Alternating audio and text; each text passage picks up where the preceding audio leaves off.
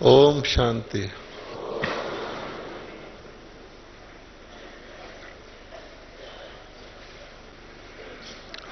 श्री बाबा की प्यारी संतान, बहनों और भाइयों, ये स्थान एक ऐसा स्थान है जहां हम सब मिलते हैं तो हमें अपने ईश्वरीय संगठन की विशालता का अनुभव होता है। अपने अपने सेंटर पर तो हम बाबा का ज्ञान ही लेते हैं और बाबा की श्रीमत पर ही चलते हैं, लेकिन आपस में इकट्ठे होना और इतनी संख्या में इकट्ठे होना और इकट्ठे होकर एक दूसरे को दृष्टि के द्वारा देखना और उससे जो हमें एक प्रकार की शक्ति प्राप्त होती है वो यहाँ संगम पर ही होती है। क्योंकि हम किसी गुरु के चेले फॉलोअर नहीं हैं, हम बाबा के बच्चे हैं और इतना बड़ा परिवार रूहानी परिवार ही हो सकता है। जिस्मानी परिवार किसी भी माता पिता का इतना बड़ा नहीं होता। तो हमारे माता पिता भी रूहानी हैं और हम उनकी संतान भी रूहानी हैं। और वास्तव में हमारी सारी पढ़ाई और सारी पढ़ाई के जो संगम युग की प्राप्ति है, अति इंद्रिय सुख, और जो उसके बाद सारे कल्प की प्राप्ति है, उसका आधार भी एक ही शब्द है। वो क्या है? आज का विषय है उसका कि रूहानियत। ज्ञान और अज्ञान में जो फर्क है उसका भी उत्तर एक ही है, रूहानियत। और सतयुग और कलयुग में जो फर्क आ गया, इतना महान अंतर, उसका भी कारण क्या है? रूहानियत का ना होना। और कलयुग के सतयुग बनना, उसका भी एक शब्द में अगर कहा जाए, पुरुषार्थ क्या है? रूहानियत। अच्छा, अगर हमने परम धाम में जाना हो, जो अब हमारा अगला स्टेप है, तो उसका भी हवाई जहाज या रॉकेट कौन सा है? वो भी रूहानियत है।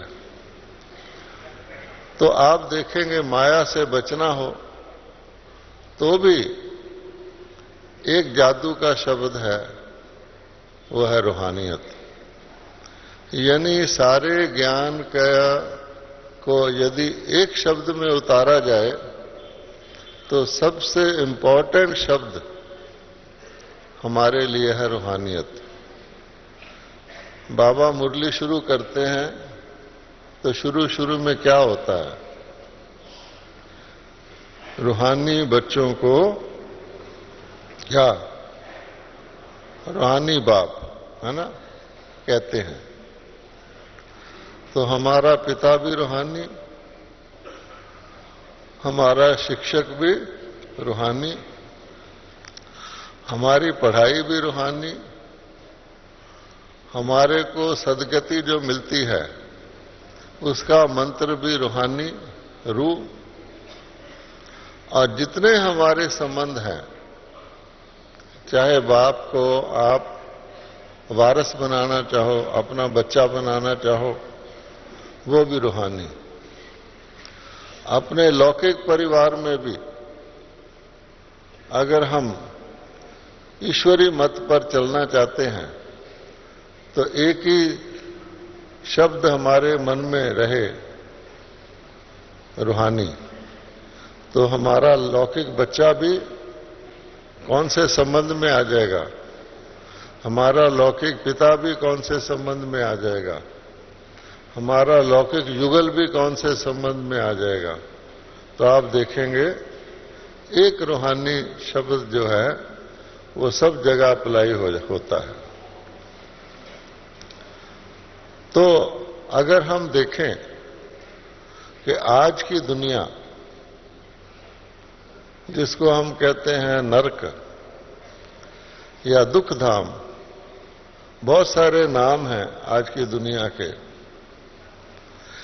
एक नाम उसका है मृत्यु लोक, है ना। ये मृत्यु लोक कैसे बन गया? सारा लोक ही बिना किसी एक व्यक्ति के बचे हुए सारी दुनिया ही मृत्यु लोक बन गई। किस कारण से?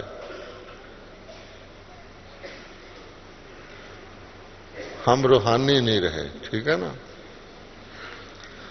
अब दुनिया के लोगों को तो इस बात में जाते ही नहीं, लेकिन अगर जरा सा एक सेकंड कोई सोचे कि इतना बड़ा संसार, इतने करोड़ आत्माएं, जिसमें आजकल के धनवान से धनवान व्यक्ति, आजकल के बड़े से बड़े, जिसको कहेंगे पदाधिकारी या वीआईपी, आजकल के बड़े से बड़े वैज्ञानिक या बुद्धिमान व्यक्ति या बड़े से बड़े पहलवान, शरीर के बड़े ताकतवर व्यक्ति, किसी भी शक्ति को धारण किए हुए व्यक्ति हों, किसी भी देश के हों, कितने भी शक्तिशाली हों, उन सब के ऊपर कहा जाता है एक श्राप है, एक प्रकार का उनके ऊपर दशा है, जिसको बाबा कहते हैं राहु की दशा, केतु की दशा, माया का श्राप, रावण का श्राप। वो क्या है कि एक भी व्यक्ति, ऐसी दुनिया हो गई जो अकाल मृत्यु से बचा हुआ ना है। एक भी कोई ऐसा फार्मूला है ही नहीं उनके पास कि कुछ भी कर लें, कोई खड़ा होकर कह सके कि मुझे अकाल मृत्यु नहीं आएगी, है ना। अगले पल का भरोसा नहीं। बाबा भी हमको कहते हैं कि कई बच्चे अपने संकल्प से सोचते हैं कि विनाश में कितना टाइम है? लास्ट मुरली में बाबा ने कह दिया अगला साल किसने देखा है। तो सारे बहुत से बच्चे क्वेश्चन पूछते हैं, ये बाबा ने क्यों कहा है, ये बाबा के कहने का क्या भाव है। लेकिन इससे पहले भी बाबा ने कहा है, दुनिया की बात छोड़ो, अपने ऊपर सोचिए कि हम भी क्या एक साल रहना हमारा अगले साल तक गारंटीड है। क्योंकि अकाल मृत्यु के चक्कर में इस मृत्यु लोक के सभी आत्माएं आए हुए हैं, और पता नहीं कि द्वापर से लेकर हमारा क्या कुंडली है, जन्म पत्री है, कि किस घड़ी हम इस शरीर को छोड़ सकते हैं। इसीलिए बाबा मम्मा का हमेशा वो स्लोगन हमें याद कराते हैं। क्या,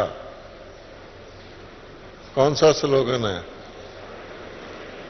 कि हर घड़ी को अपनी अंतिम घड़ी समझो। हम पाठशाला में हैं, इसलिए इस पाठ को हर एक रिपीट कर देता है। मम्मा का ये स्लोगन था लेकिन क्या ये स्लोगन मम्मा का ही है या हमारे ऊपर भी लागू होता है? तो आप देख लीजिए कि बड़े से बड़े ज्ञानी भी, बाबा के बच्चे भी, बाबा के क्लोजेस्ट बच्चे भी इस कलयुगी दुनिया के, मृत्यु लोक के इस पिंजरे से, के इस कैद से नहीं बचे हुए कि हम अकाल मृत्यु से मुक्त हैं। और आप सोचो कि सबसे बड़ा भय अगर किसी दुनिया में कभी भी किसी का पास है तो मृत्यु का भय है कि मृत्यु हुई और जो कुछ हमें दिख रहा है, जिसको हम मेरा कहते हैं, जिसका हम अभिमान करते हैं, वो नहीं रहेगा। तो भय के बाद दूसरी गड़बड़ है चिंता। सतयुग में भय क्यों नहीं होता? क्योंकि बाबा कहते हैं मैं आपकी आयु इतनी लंबी कर देता हूं, इतनी लंबी कर देता हूं कि अकाल मृत्यु का भय नाम का शब्द हमारी देवताओं की डिक्शनरी में नहीं है, संकल्प में भी नहीं है। कभी ना उन्होंने किसी की काल मृत्यु होते देखनी है, ना कभी उनकी हुई है। तो इतनी लंबी आयु यानी गारंटेड कंप्लीट आयु बाबा कर देते हैं। इसीलिए हम कहते हैं हम लकी हैं। तो भय चिंता को जन्म देता है कि पता नहीं कब मेरा ये सब कुछ जिसका मैं अभिमान कर रहा हूं छिन जाए।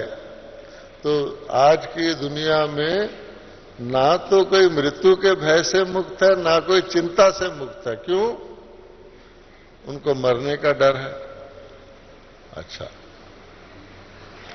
कारण क्या? कि स्वयं को रूहानियत से अज्ञान हो गया उनको कि रूह कोई चीज होती है।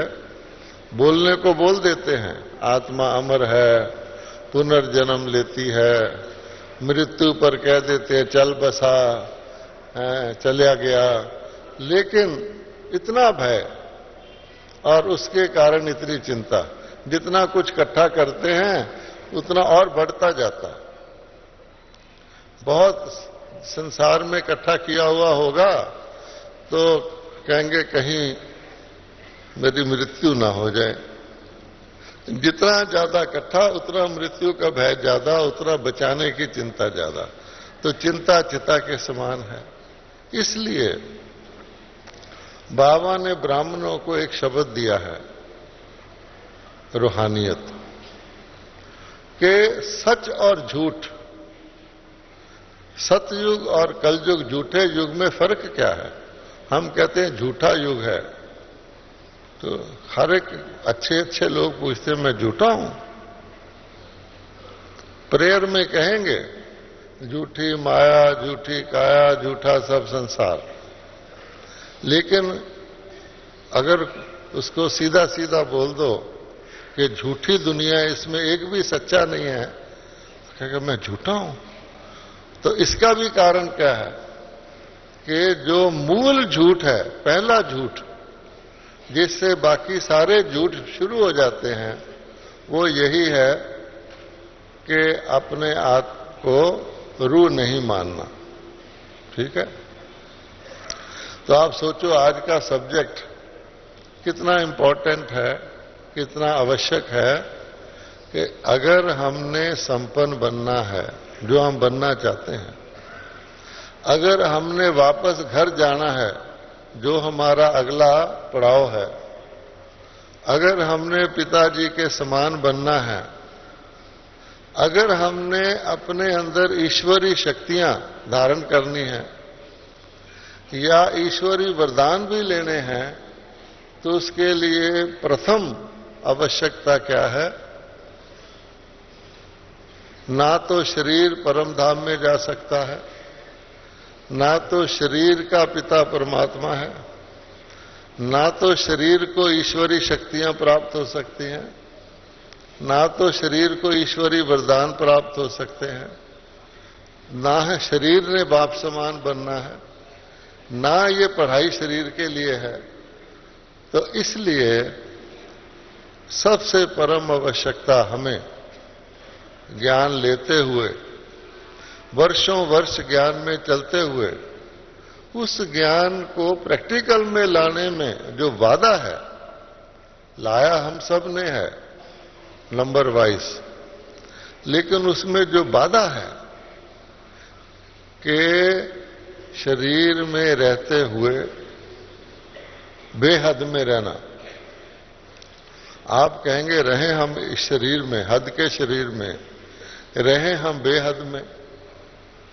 शरीर में रहते हुए सदा काल के लिए एक रस रहना। अब बाबा ने कह दिया मुझे प्रत्यक्ष करने का साधन है सदा मुस्कुराते रहो।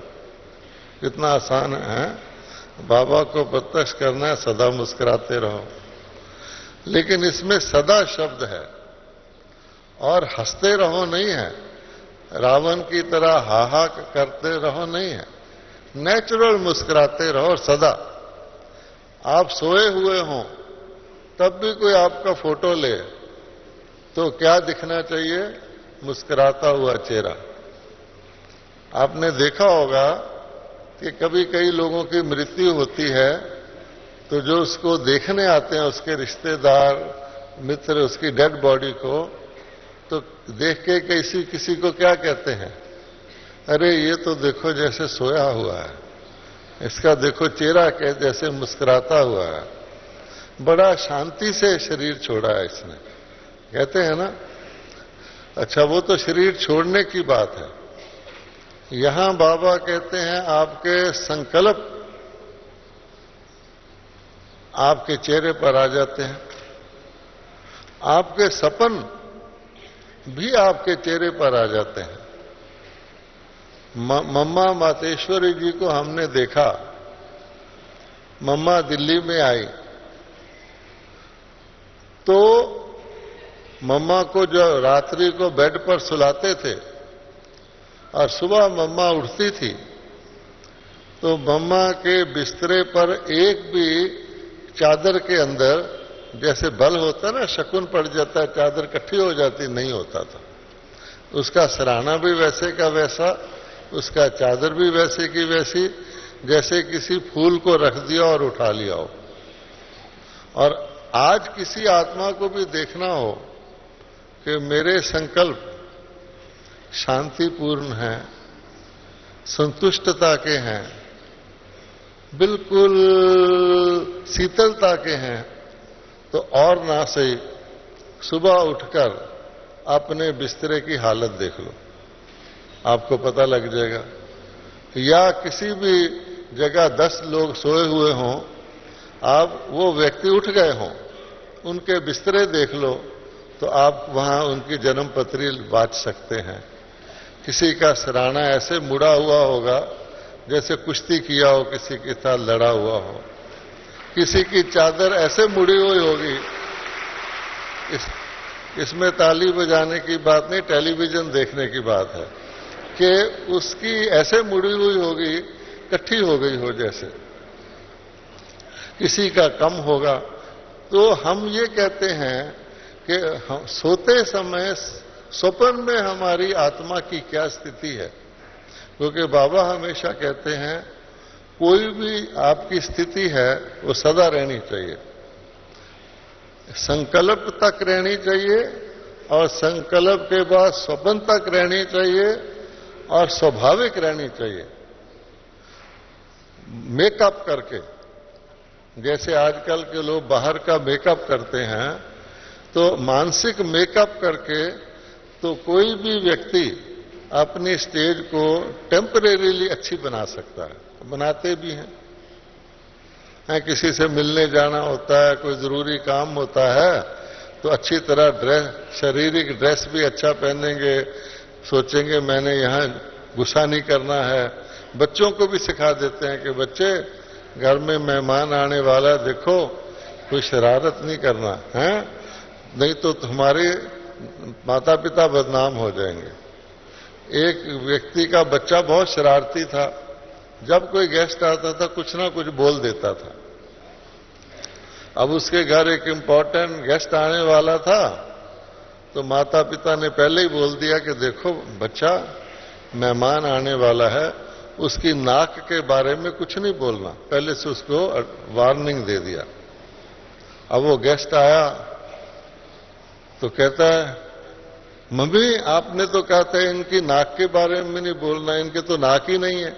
अच्छा, तो इसलिए ये हो गया मेकअप करने की बात। एक होता है नेचुरल, तो हम भी वो नेचुरल स्थिति जो हमारी 2500 साल तो चलनी ही चलनी है, वो यहां होनी चाहिए।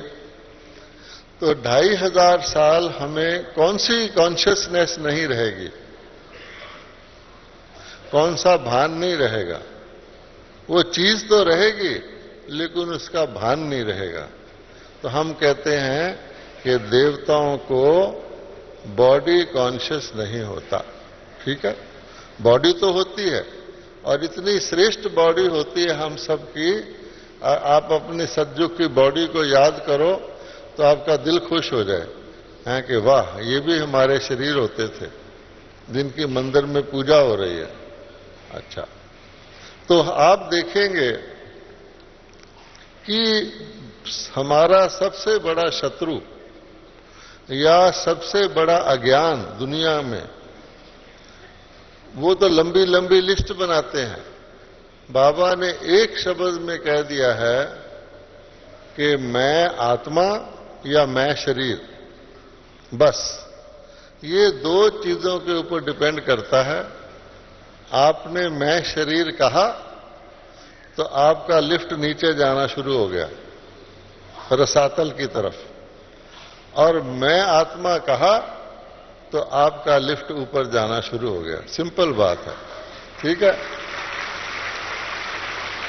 अब हम सबको सारा दिन देखना है कि हम अपने को कितना टाइम मैं आत्मा कह के जीते हैं, व्यवहार करते हैं, और कितना टाइम मैं शरीर कह के करते हैं।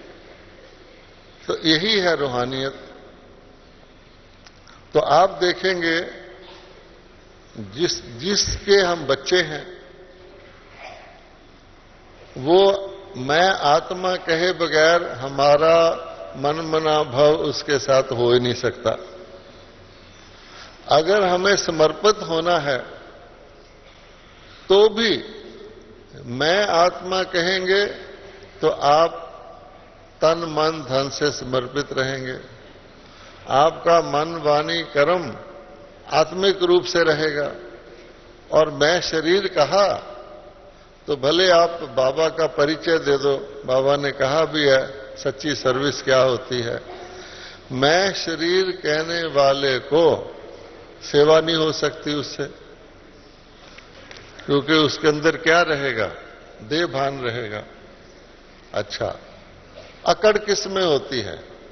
बाबा कहते हैं सबसे पहला और सबसे लास्ट और सबसे खतरनाक विकार वो है देह भान। ठीक है, जिससे बाकी सारे शुरू होते हैं। विकारों की जड़ ही है बॉडी कॉन्शियस। अच्छा, अब अकड़ किस में होती है? हाँ, बिल्कुल ठीक कहा, मुर्दे में। अगर आत्मा निकल जाए अभी तो क्या होगा? अकड़ जाएंगे। अच्छा, अब हम शरीर में हैं लेकिन हम रूहानियत से मुर्दा हैं, तो क्या होगा? हमारे अंदर अकड़ होगी, ईगो होगा। तो बाबा कहता है कि मैं कहता हूं मैं सबका मोस्ट ओबीडिएंट सर्वेंट हूं, तो जो रूहानियत वाला नहीं है वो कह सकता है मैं मोस्ट ओबीडिएंट सर्वेंट हूं। नकली तौर पे बोल भी दे तो उसके व्यवहार में, उसके बोल में ये प्रैक्टिकली आ सकता है कि मैं मोस्ट ओबीडिएंट नहीं आ सकता। क्यों? कि कोई बात होगी, मान लो उसको झुकना पड़ता है, सर्वेंट तो झुक जाएगा। जो मानसिक तौर पर ही समझता है मेरे को क्या फर्क पड़ता है झुकने में, है? पानी होता है उसको जिस बर्तन में डाल दो वैसी शेप धारण कर लेता है? तो हम भी जैसा मौका हो वैसा काम चला लें। लेकिन वो जो बॉडी कॉन्शियस है वो सोचता है इतने लोग बैठे हैं, मैं इनके सामने झुक गया तो ये क्या कहेंगे। उसको बेचारा अकेला हो तो झुक भी जाए, तो उसको लोक लाज जो है वो उसको टाइट रखती है। और जो रूहानी होता है वो लोक लाज की बजाय ईश्वरी लाज को पालन करता है। उसने सोचना है मैंने श्रीमत का पालन करना है, मैंने परमात्मा के साथ मेरा संबंध है, मैंने बाबा को अकाउंट देना है, ये इन लोगों को देना है। लेकिन वो बेचारा जो है बॉडी कॉन्शियस, वो और चीज से तो बच जाएगा, कहेगा लोग क्या कहेंगे, इतने भाई बहन कहेंगे ये झुक गया। इसीलिए वो कहते हैं सदा मैं ही झुकूंगा, जब मैं कह दिया तो झुकने का सवाल ही नहीं है। इसलिए ये जो अभिमान है, जब तक हमने अभिमान को छुट्टी नहीं दी तब तक हम अपमान की फीलिंग से बच नहीं सकते। आप देख लो, ज्ञान में आने के बाद भी ये जो मान अपमान की फीलिंग है कि मुझे पूछा नहीं गया, मैं ये हूं, मेरे साथ ऐसा व्यवहार हुआ, उसके साथ ऐसा हुआ, ये जो है ये क्यों आती है? इसकी जड़ भी है बॉडी कॉन्शियसनेस। क्योंकि ये जो रूहानियत के बिना वाले लोग हैं उनकी कौन सी शक्तियां हैं, और जो रूहानियत वाले हैं उनकी कौन सी शक्तियां हैं? तो जरूर अपोजिट होंगी। सतयुग में जिन शक्तियों से काम चलता है और कलयुग में जिन शक्तियों से काम चलता है वो उनमें रात दिन का फर्क है। तो जिस्मानी शुभ को, स्वयं को शरीर मानने वालों की क्या शक्तियां हैं हम सब जानते हैं। मेरे पास कितना धन है, उनकी ये शक्ति है। धन तो देवताओं के पास भी होता है, लक्ष्मी को तो धन की देवी कहते हैं। कोई भी देवी देवता निर्धन नहीं होता। लेकिन यहां का जो बॉडी कॉन्शियस व्यक्ति है वो अपनी तुलना करता है, मेरे पास कितना स्थूल धन है। दूसरी बात क्या करेगा, मेरे पास बाहुबल कितना है, मैं कितना शरीर के तौर पे शक्तिशाली हूं दूसरे की भेंट में। या मेरे जो इन्फ्लुएंस, सर्कल ऑफ इन्फ्लुएंस है, जो मेरे संबंधित लोग हैं जिनसे मेरी जान पहचान है, वो कितने शक्तिशाली हैं, ये उसकी दूसरी प्रॉपर्टी है। तीसरी है मेरा पद क्या है, मैं राष्ट्रपति हूं या कलेक्टर हूं या ये हूं या वो हूं। मेरी शिक्षा कितनी है, मेरे परिवार में बड़े बड़े लोग संसार के साथ, ये उसकी सब शक्तियां हैं। जिसके आधार से मेरा मकान कितना बड़ा है, मेरी कार कौन से ब्रांड की और कितनी लंबी चौड़ी है, मैं ड्रेस कौन से कपड़े की पहनता हूं, मेरे पास जेवरों के कितने सेट हैं, मेरा जूता कितनी कीमत का है, ये सारी कैलकुलेशन करके संसारिक व्यक्ति अपने आप को शक्तिशाली गिनता है। और वो बेचारा इन्हीं शक्तियों को बढ़ाता रहता है सारी लाइफ। छोटी से बड़ी कार ले लो और महंगी ले लो, और उसकी नजर के लोग उसी आंख से देखते हैं। बड़ी कार वाला है ना तो बड़ा आदमी है। अच्छा, बहुत शानदार ड्रेस पहना हो ना तो जरूर बड़ा आदमी है। अरे इसका इतना बड़ा बंगला है ना, बड़ा आदमी है। वो बेचारा बड़ा आदमी, अपने आदमी, आत्मा नहीं, महान आत्मा नहीं, बड़ा आदमी, आप चाहे वो पाप दुष्ट आत्मा हो, वो इसी चक्कर में रह करके वो शक्ति में रहता है। और उसका फल उसको क्या मिलता है? अहंकार। क्योंकि इतनी सारी जितनी चीजें बढ़ेंगी उतना अहंकार बढ़ेगा। एमए होगा तो कम अहंकार, पीएचडी हो गया तो और ज्यादा अहंकार, डबल पीएचडी हो गया तो और ज्यादा अहंकार। अच्छा, अगर छोटा बंगला है तो थोड़ा अहंकार, डबल बंगला हो गया तो और ज्यादा अहंकार। अच्छा, अब अहंकार अभिमान अपमान करता भी है और करवाता भी है। अब अहंकार वाला व्यक्ति को पता भी नहीं लगेगा, उसकी भाषा ऐसी होगी कि दूसरे को दुख दे जाए, उसको पता भी नहीं लगेगा। उसका व्यवहार ऐसा होगा कि दूसरा उससे ऑटोमेटिकली इंसल्टेड फील करे। और सारी दुनिया में ऐसे लोग हो गए तो दुख की दुनिया तो होगी। आप फल वाले की दुकान पे खड़े हैं, आपने 6 केले खरीदने हैं, आपको वो केले बेचने वाला बेचने लगा है।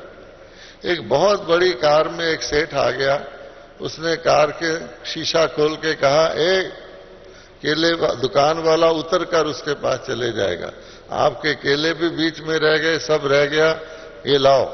उसने किसी को रिश्वत देने के लिए फल का टोकरा बनवाना है 2000-3000 का, और फल वाले को पता है कि मुझे सब गले हुए फल बेचने का अच्छा मौका मिल गया है, तो वो आप तो खड़े हैं खरीदने के लिए, आपकी तो ऑटोमेटिकली इंसल्ट हो गई। वो आपको ध्यान देना छोड़ दिया, आप कहें भाई मेरे को दे पहले, कहेगा बाबूजी जाओ कहीं और से ले लो। तो ठीक है, मैंने सिंपल एग्जांपल दिया। तो अभिमान वाला दूसरे का अपमान कराएगा। आप किसी को 10 रुपया टिप देंगे, वो 1000 दे देगा, वो उसकी तरफ ही जाएगा। तो फिर स्वयं को भी उसको कहीं जरा सा भी किसी ने कुछ बोल दिया तो इतना अपमानित फील करेगा, बदले की भावना शुरू कर देगा, क्योंकि उसको अपनी रावण वाली शक्तियां दिखाई दे रही हैं। इसलिए आप देखिए, हिंसा, क्रोध, दबाव डालना, अशांति फैलाना, शक्ति का यूज करना, ये जितनी चीजें हैं जो कि ईश्वरी शक्तियों के ऑपोजिट हैं। ईश्वरी शक्ति है प्रेम, और प्रेम को बहुत बड़ी शक्ति गिना जाता है, सच्चे प्रेम को, कि प्रेम को लोग कहते हैं भगवान के बराबर है, लव इज गॉड। लेकिन वो वाला प्रेम जो उसका है, वो उसका पैसे से प्यार है, उसका सत्ता से प्यार है, वो अपने रिश्तेदार को भी मरवाने को तैयार हो जाएगा, बाप को भी जहर खिला देगा कि उसको संसारिक चीजों से। तो इसलिए प्रेम के बदले घृणा, शांति के बदले अशांति, सुख के बदले दुख, धैर्य के बदले अधैर्य। इतना अधैर्य कि लोग जरा सी बात में अधैर्य हो जाते हैं। अगर कहीं इतनी बड़ी सभा हो और आपको बोलने को कहें, आप आधा मिनट कुछ ना बोलें, तो देखो उनका क्या हाल होता है, वो अशांत हो जाएंगे। वैसे शांति मांगते हैं, है ना, इसलिए मांगते कि शांति है नहीं, हिलना जुलना शुरू कर देंगे। बोलते रहो तो चुप।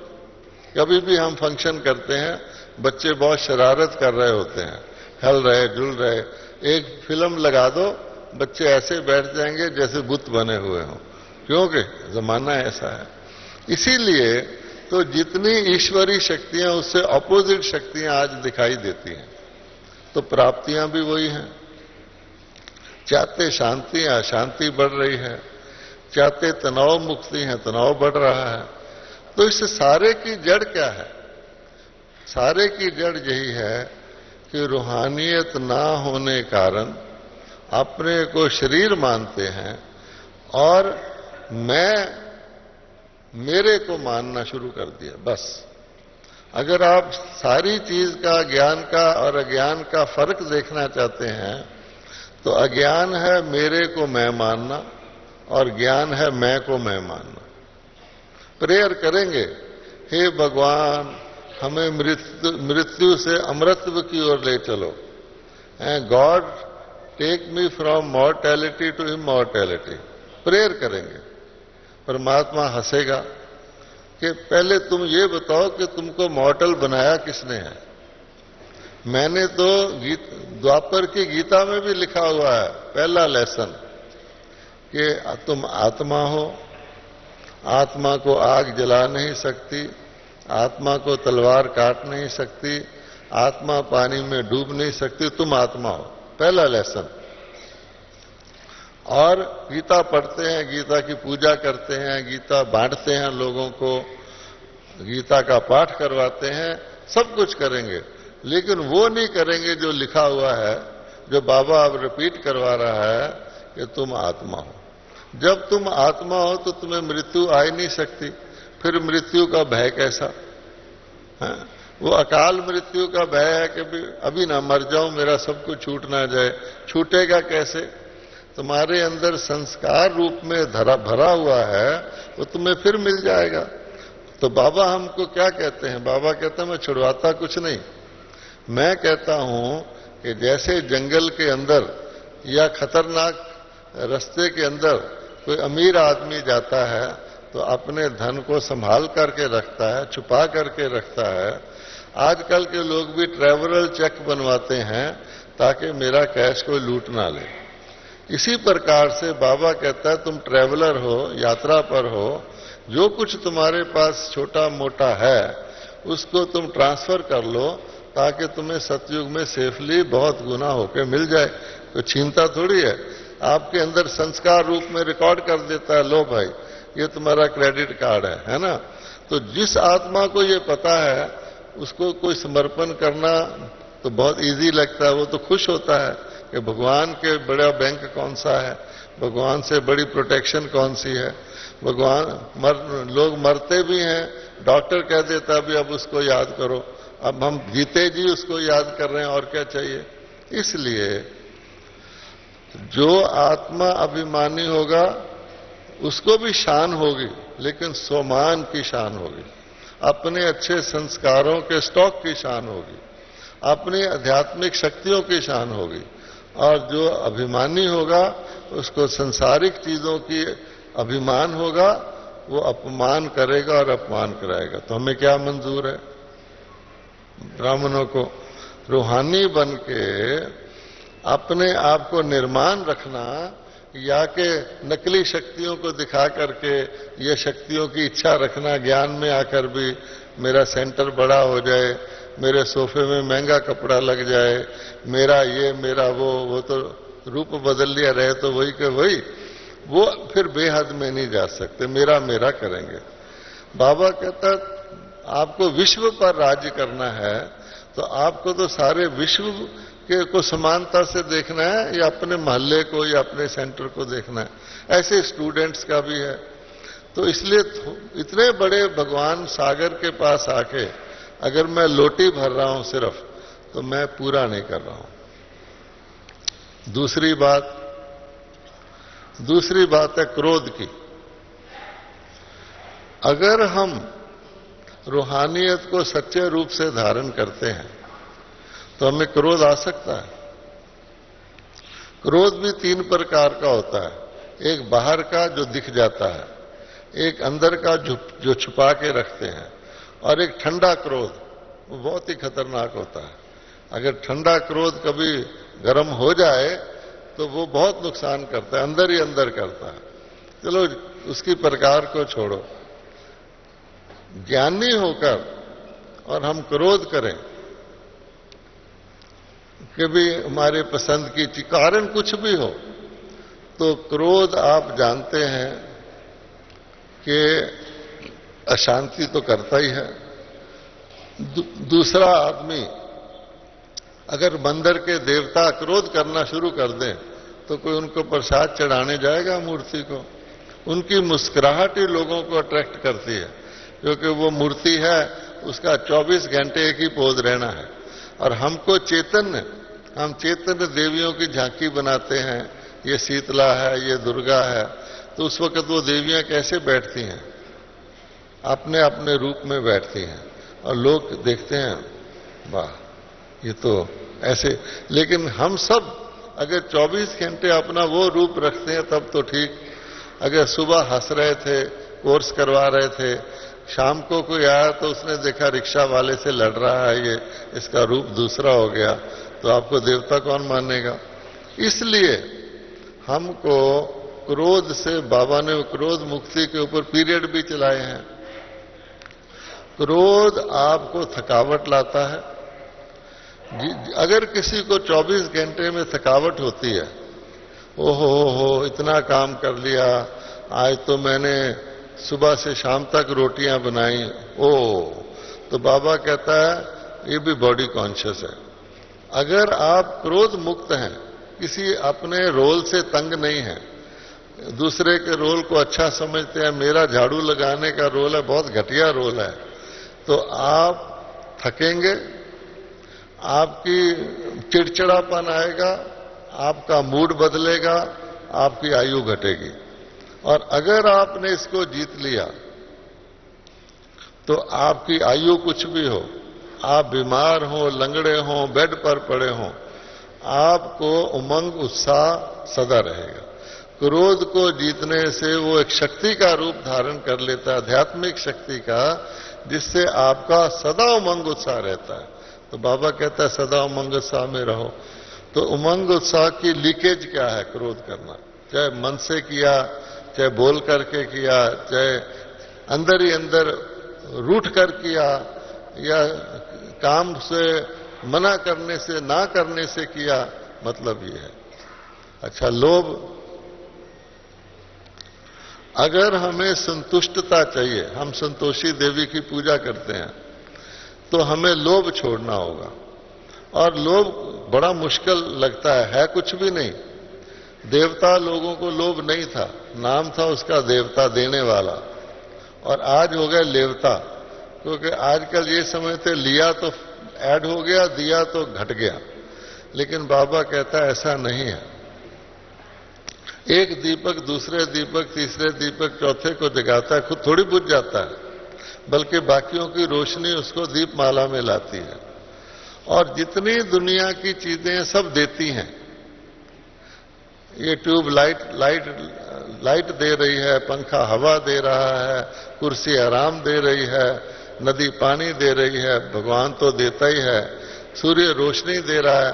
तो हमारे पूर्वज देवता ये लॉ जानते थे कि देने में फायदा है, लेने में नुकसान है। हम ये समझते लगे दुनिया के लोग, लेने में फायदा है, देने में नुकसान है। अगर आपने लोभ को जीतना है तो देने का संकल्प कर लो, हम देने वाले हैं। बस प्यार दो, प्यार मिलेगा, रिस्पेक्ट दो, रिस्पेक्ट मिलेगी। लेकिन अगर अंदर अभिमान है, अंदर लेने की भावना है, तो आप रिस्पेक्ट भी लेना चाहेंगे, प्यार भी लेना चाहेंगे, ये भी लेना चाहेंगे, वो भी लेना चाहेंगे, तो बेहद की प्राप्ति नहीं होगी। तो बाबा कहता है ये भी बॉडी कॉन्शियस से पैदा होता है। अच्छा, मोह तो बहुत खतरनाक चीज है, अटैचमेंट। आप पिंजरे में फंस गए, किसी भी चीज, मुसाफिर किसी भी चीज से अटैचमेंट कर लेगा तो उसका दुख होगा, तो आपको दुख होगा। तो बाबा कहते हैं हम मुसाफिर, तो मुसाफिर अपने को यात्री समझना है, परम धाम जाना है, तो अटैचमेंट काहे की? तो इसलिए ये भी बॉडी कॉन्शियस से पैदा होती है। और लास्ट और सबसे इंपॉर्टेंट बात है, जिसको हम कहते हैं काम विकार। दुनिया के जितने लोग बॉडी कॉन्शियस है, सबको इंद्रियों के सुख की प्राप्ति होती है। आंख का सुख, कान का सुख, नाक का सुख, मान का सुख, शांत का सुख। और जो आत्मा अभिमानी है उसको अति इंद्रिय सुख की प्राप्ति होती है, जो संगम पर होती है। आत्मा है आनंद स्वरूप, नाम ही उसका आनंद स्वरूप। और आनंद का कनेक्शन किसी इंद्री से नहीं है। क्या बूढ़े हो गए तो आपका आनंद खत्म हो जाएगा? बूढ़े हो गए तो आंख से देखना कम हो सकता है, कान से सुनना कम हो सकता है, भोजन का स्वाद कम हो सकता है। इसलिए अगर कोई काम विकार को जीतता है, यानी बॉडी कॉन्शियस से परे होता है, तो अति इंद्रिय सुख को पा सकता है। कहने का सार ये है कि रूहानियत शब्द धारण करने से, अपनी रूह को खुश करने से आपका मन भी खुश रहेगा, तन भी खुश रहेगा, और ये संसारिक चीजें आपके परछाई की तरह रहेंगी। और अगर आप इनके पीछे भागेंगे तो लिमिटेड मिलेगा, बेहद का नहीं मिलेगा। तो भगवान हमको अनलिमिटेड देने के लिए आया है। तो सदा हमको आत्म अभिमानी रह करके, पढ़ाई भी आत्मा अभिमानी रह करके, संबंध भी आत्मा अभिमानी रह करके, व्यवहार भी आत्मा अभिमानी रह करके करेंगे, तो रास्ता बहुत आसान लगेगा। ओम शांति।